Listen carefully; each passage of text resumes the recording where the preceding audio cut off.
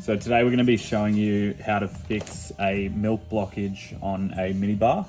So you've got your pull down spout here. The first step is using these two clips on the side and pulling it straight down until you've got this.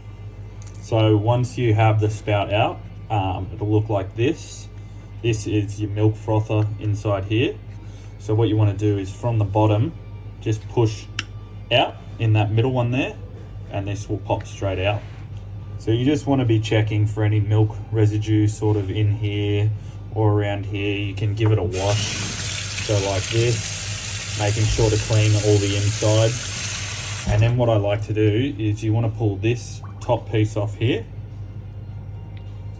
and then you take either like a wire, or I'll use a paper clip here that I've just used the end, and then on this part here you've got your two little holes. You just want to poke your paper clip through and make sure they're all clear. So you can sort of run some water and sort of move it in and out, making sure that it's clear. And then do the same for the other holes. So once you've cleaned all of inside here and the milk frother, you just want to put it in, and it sits in like this, straight down the middle, and just use two fingers and you'll click it into place. It'll be locked in. And then it just goes straight up in the spout, and use fingers on the bottom here and just click it into place.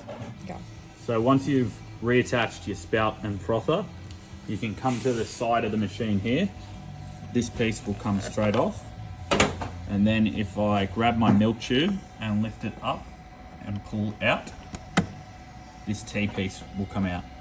Once that's out, once that T-piece and frother connection is out, what you want to do is just run a milk rinse.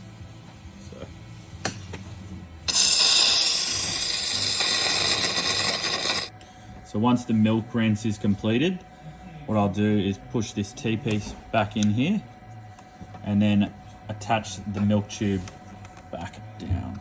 So you just want to pull it down so it's grabbed like that. And then you've got your piece here, straight back onto the machine.